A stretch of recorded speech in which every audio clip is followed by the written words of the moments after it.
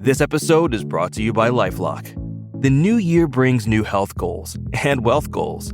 Protecting your identity is an important step. LifeLock monitors millions of data points per second. If your identity is stolen, LifeLock's restoration specialist will fix it, guaranteed or your money back. Resolve to make identity health and wealth part of your New Year's goals with LifeLock. Save up to 40% your first year. Visit LifeLock.com/podcast. Terms apply. Bored with your boring cardio? Stop pedaling that snooze cycle to Nowheresville and try some cardio that's actually fun. Supernatural Fitness, available on MetaQuest. Isn't that right, Jane Fonda? Cardio will never be boring again. Sweat to the beat of thousands of chart-topping songs inside stunning virtual landscapes. Bet your stationary bike can't do that. Visit GetSupernatural.com and join the next fitness revolution. Supernatural VR Fitness, only on MetaQuest. Rated Teen for Teen.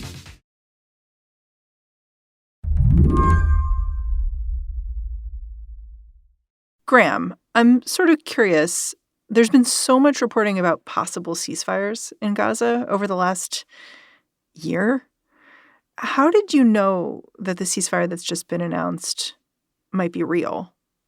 The best indication that it was real was that leaks were coming out from different sources.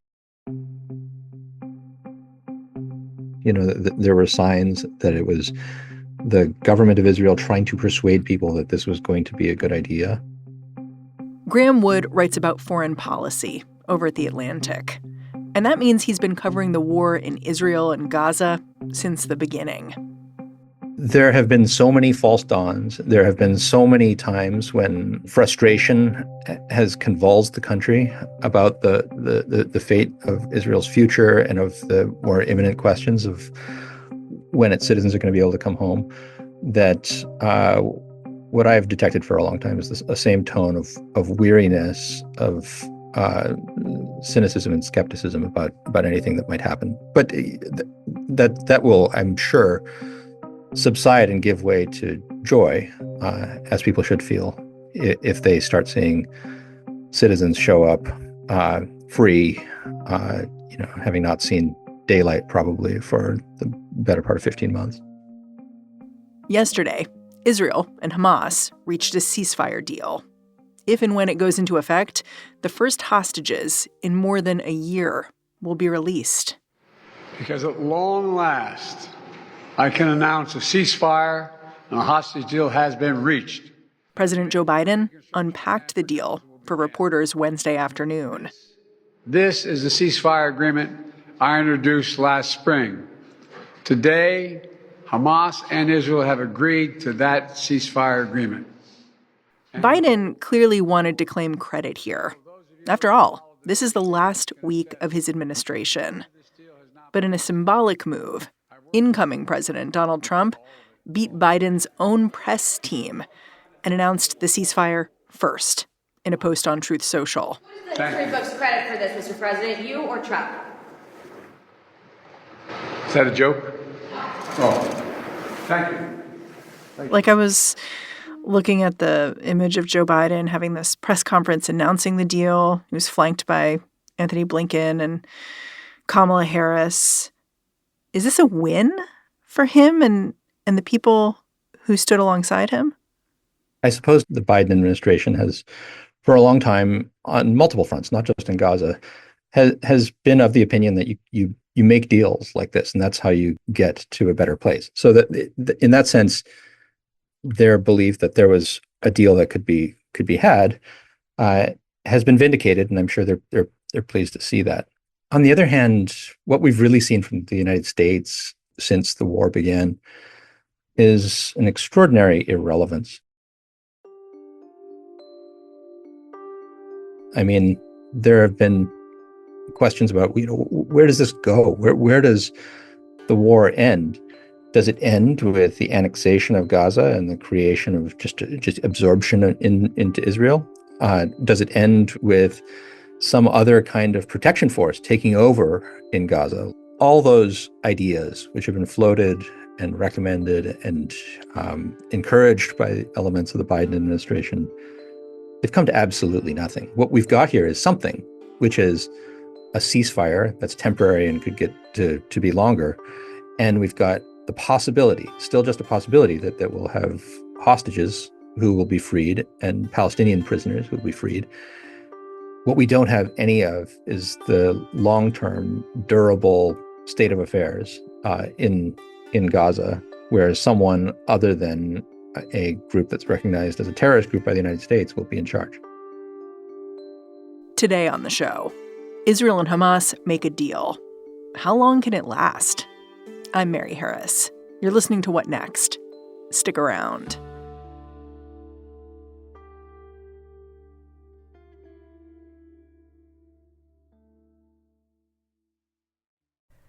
This episode is brought to you by Washington Wise.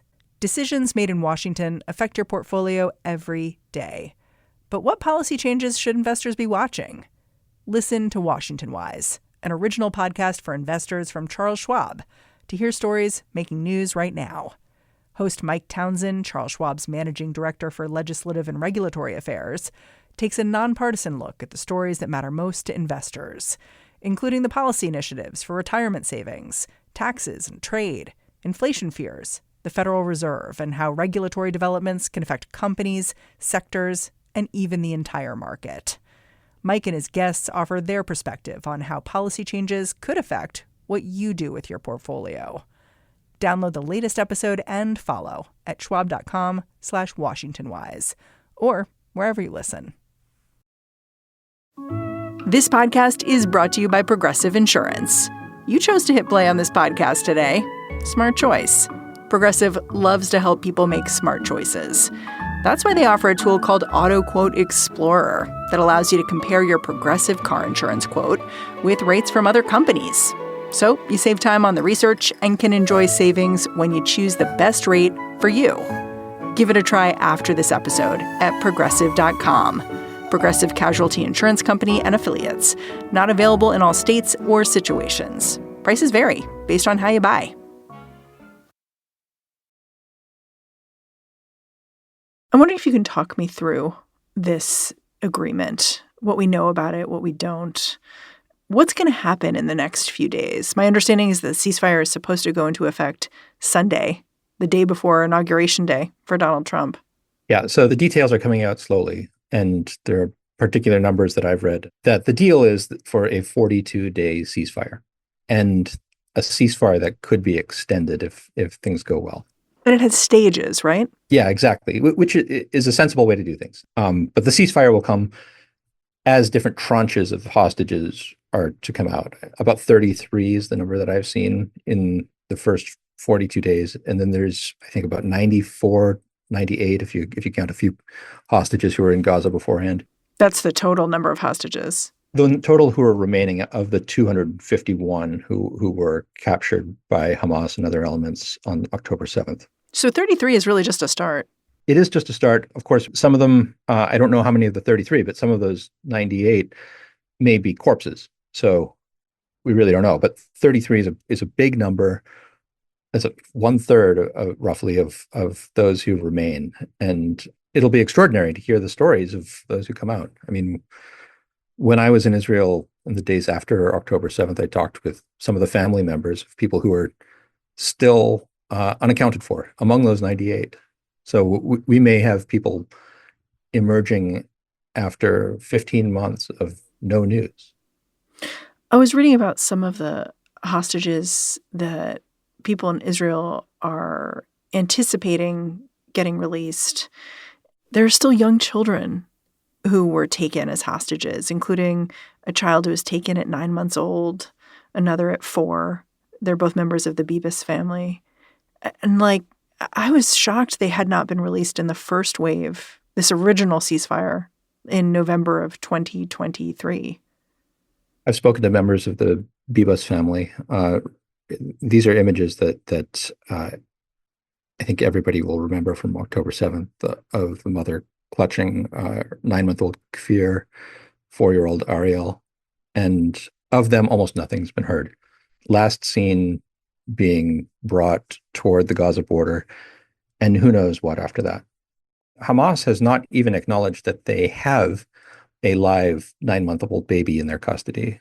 They have not allowed Red Crescent to show up and check for diaper rash or whatever they're going to do to make sure that the 9-month-old, now 24-month-old, is in good condition. So this is a family, the Bibas family, whose name I think it's fair to say every Israeli knows, and many beyond Israel. We should say that in exchange for the hostages, Israelis are going to agree to release a number of Palestinian prisoners. We're not sure how many yet, right? That's right. I mean, there have been ratios in the past that will probably be a good guide this time. Many prisoners for each hostage. Yeah, exactly. We've got in the past Gilad Shalit, who was held for 5 years in Gaza in the 2000s, was released for roughly 1,000 people for one guy. Wow. So I don't know how many prisoners the Israelis have in their prisons, but it's not enough to multiply 98 by 1,000. So there's going to be, I'm sure, a very large number of people who will be let out. I've read that the ceasefire, there'll be about 16 days, and then a renegotiation will begin. Some kind of conversation about a permanent end to fighting. That seems like a really tricky part here. Yeah. I mean, there have been speculations about how much of Hamas remains. One of the objectives that was stated by Israel was the destruction of Hamas. And by most evidence, Hamas has a lot of people left. I mean, we're talking about multiple battalions that are still in fighting form. That's a lot. So if there's a ceasefire, and if it does extend, then Hamas survives. They will still be the only security force that is ruling the rubble of Gaza. So yeah, what will remain after the deal, if it does extend in the way that people are talking about, is a Hamasistan that is reduced to rubble. So that this is a pretty ugly picture from Israelis' perspective. You know, I was struck by the fact that the Wall Street Journal, which very clearly laid out that this deal that we've just discussed is basically the same deal that's been on the table for months between Israel and Hamas. So why hasn't this been able to happen sooner? Like, do we know what made the difference now? That's a great question. We don't know, but we can speculate. There are two things that I think I would point to that have really shifted the sands in the last couple months. The first is the election of Trump. And the election of Trump can be read a number of different ways strategically by both sides. Trump famously said that if there wasn't a deal, then all hell would break loose. And who knows what that means? Yeah, this was just a few days ago. So that might have had something to do with it. He does have a way of pushing things forward by just being a force of randomness and rash decision. So, and he, of course, has a close relationship with Benjamin Netanyahu, as far as we can tell.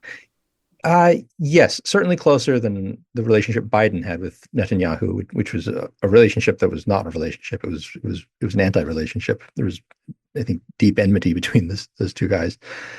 But with Trump saying this is going to get done, it's going to get done right about the time I come to office, there's some combination of threat and of kind of personal credit that Trump has with Netanyahu and with Israel in general that Biden just never had. And so whatever pressure Biden could exert didn't come to much, whereas someone like Trump evidently could say something like that and maybe move things a bit closer to the finish line.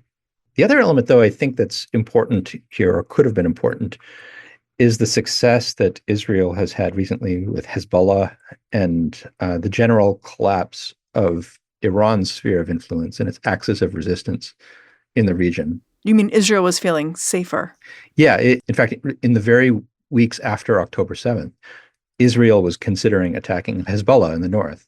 They were being attacked in a kind of lighthearted exchange of indirect fire in the north by Hezbollah. And Israel was deciding, okay, we know we're going to have to go into Gaza.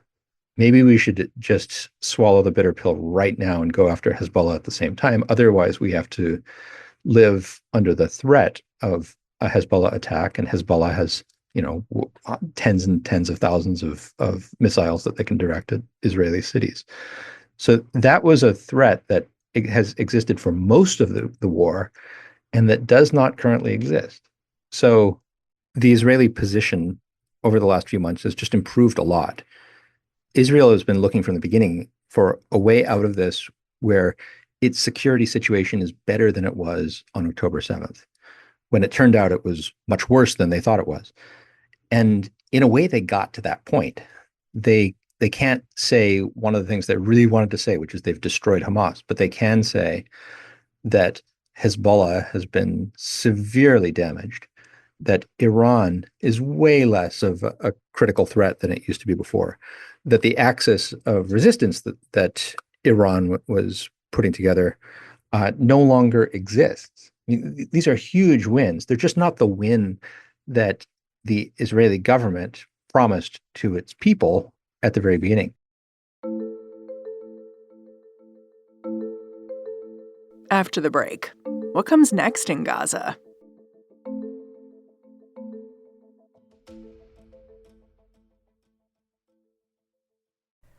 This episode is brought to you by Washington Wise. Decisions made in Washington affect your portfolio every day. But what policy changes should investors be watching? Listen to Washington Wise, an original podcast for investors from Charles Schwab, to hear stories making news right now. Host Mike Townsend, Charles Schwab's managing director for legislative and regulatory affairs, takes a nonpartisan look at the stories that matter most to investors, including the policy initiatives for retirement savings, taxes and trade, inflation fears, the Federal Reserve, and how regulatory developments can affect companies, sectors, and even the entire market. Mike and his guests offer their perspective on how policy changes could affect what you do with your portfolio. Download the latest episode and follow at schwab.com/WashingtonWise or wherever you listen. Bored with your boring cardio? Stop pedaling that snooze cycle to nowheresville and try some cardio that's actually fun. Supernatural fitness, available on MetaQuest. Isn't that right, Jane Fonda? Cardio will never be boring again. Sweat to the beat of thousands of chart-topping songs inside stunning virtual landscapes. Bet your stationary bike can't do that. Visit GetSupernatural.com and join the next fitness revolution. Supernatural VR Fitness, only on MetaQuest. Rated Teen for Teen. Can we talk about what this deal means for the future of Gaza and how much we know about that? Assuming the deal is accepted, and I think that there are real questions about all sorts of actors who could get in the way here. Do we know that the deal says anything about how things will proceed in Gaza in the coming months and years? Because it's notable to me that in Benjamin Netanyahu's government, there are plenty of people who want to occupy Gaza, who want it to essentially be part of Israel. Yeah, I mean, for good reasons right now, we're talking about double-digit numbers. What's happening in 42 days with 33 people? These details matter a lot, and I can understand the focus on them. But there's also questions about what happens in a year? What happens in 2 years? And Gaza, as it stands right now, as I've mentioned, it's a pile of rubble. It's been destroyed. And unfortunately, we know from history what it looks like when you have a pile of rubble with an armed group running around it that has enough power to disrupt the plans of anyone who might want to come in and change it. So right now, when we look at the future of Gaza, yes, there are people in the Israeli government who are eyeing it hungrily and saying, we want to own this place. There are lots of people, including others within the Israeli government and the Israeli national security establishment, that have a much more realistic view of what it could be. The more saner version that I've heard within Israel, within IDF and intelligence circles about what it might be is we want it to just look like the West Bank. The West Bank is not a great place for us. Israeli citizens can't, they're in fact legally prohibited from going to large portions of the West Bank because of the chances that they're going to be killed or kidnapped. Well, the West Bank isn't great for Palestinians either. No, it's going to be miserable. I mean, the West Bank is a place where Palestinians are penned in small areas where their territory is nibbled away at by settlers. But from a security perspective, Israel looks at the West Bank and thinks, we can manage this over the long haul. We don't like it. We don't like to have to go in this insecurity speak, mow the lawn every now and then. But we can do that. And that's what we want Gaza to look like in the future. Ugh. That's crazy as a goal. That, I stress, is what the grown-up version of the Israeli establishment, what they think about the future of Gaza. The more hot-headed version of it is we're just going to take it all over. So that these are both ugly versions, one more realistic than the other, of the future. And they're both kind of on the table right now in the sense that nobody else has suggested anything like a plan for the future. So you're saying the two options are either absorbing Gaza or making it like the West Bank? From the Israeli side, I should say. Well, there is discussion of absorption of Gaza. But remember, Israel has occupied Gaza in the past and didn't like doing it. I mean, Israel left Gaza because it was a painful thing for Israelis to do, is to occupy the space. So it's an ugly version of the future that looks like an ugly version of the past. The idea that Gaza can become a manageable security situation, that's a version of the present as you see it in the West Bank, which leaves Palestinians without a state and in a version of a permanent political holding pattern that is inhumane. So that's the other possibility. I just can't imagine, like, given that in 16 days or so, the parties are supposed to meet up again and talk about what happens on a more permanent basis. Israel's stated goals, if I'm Palestinian, I don't imagine them being acceptable to me. To me, this looks like, okay, this may be a ceasefire for now, but I can't imagine what it's going to be like in 2 or 3 weeks. And that's why you get back to the plans that the Biden administration and others have been suggesting, which is plans so that Palestinians have some political control over their futures. There are many who would like to see the Palestinian Authority move into Gaza and take control of Gaza. They would like to see that happen with the help of the Emiratis, with the Egyptians, even with the Americans. The problem is that is a delusion at this particular moment. There is no Palestinian force that can simply walk into Gaza and take over, especially when Hamas doesn't want it to and is heavily armed and has already fought off the IDF. What you're telling me is that the harder or hardest work is yet to even begin. And when it begins, it'll be a completely different administration. And I'm not sure how interested in this project they're going to be. No. And even if they were extremely interested in it, we're talking about entities that don't exist. We're talking about security forces that would have to be stood up from virtually nothing.